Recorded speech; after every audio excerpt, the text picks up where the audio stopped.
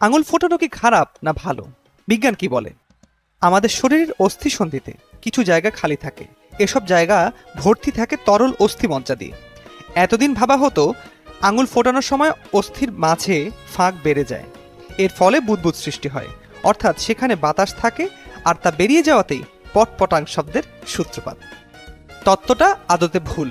যুক্তরাষ্ট্রের Philadelphia Rothman ইনস্টিটিউটের হাত ও কবজির chief of surgery doctor Pedro Berejiklian জানাচ্ছেন, আঙুল ফোটালে কিংবা টানলে দুই হাড়ের মাঝে কিছু ফাঁকা জায়গা সৃষ্টি হয়। এতে সৃষ্টি হয় নিম্নচাপ এবং সেখানে হাড়ের মজ্জা ঢুকে যায়।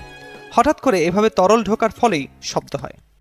আসল প্রশ্নের জবাব কি? এভাবে আঙুল ফোটালে কি আদতেই হাড়ের ক্ষয় হয়? ডক্টর বেরেজিক্লিয়ান বলছেন, না, আঙুল টানাটানি কিংবা ফোটানোর সঙ্গে শরীরের হাড় ক্ষয়ের কোনো সম্পর্ক নেই।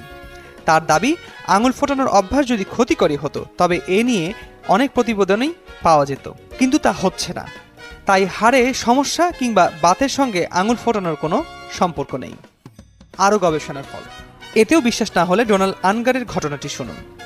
আনগার যুক্তরাষ্ট্রের ক্যালিফোর্নিয়ার একজন চিকিৎসক। 60 বছর ধরে নিজের উপর একটি পরীক্ষা চালিয়েছেন। প্রতিদিন নিয়ম করে বাঁ হাতের আঙুল ফুটিয়েছেন, কিন্তু ডান হাতের আঙুল একেবারেই ফোটাননি। এই দীর্ঘদিনের পরীক্ষার ফল কি পেলেন? দুই হাতের কোনো পার্থক্যই খুঁজে পাননি আনগার। এত গুরুত্বপূর্ণ আবিষ্কারের জন্য 2009 সালে ইগ নোবেল পুরস্কারও উঠেছে তার হাতে। ফলে সারাদিনের কর্মব্যস্ত হাতের আঙুলগুলো যদি ফোটাতে ইচ্ছা করে তাহলে পটপটাং শব্দ তুলতে পারেন নির্দ্বিধায়।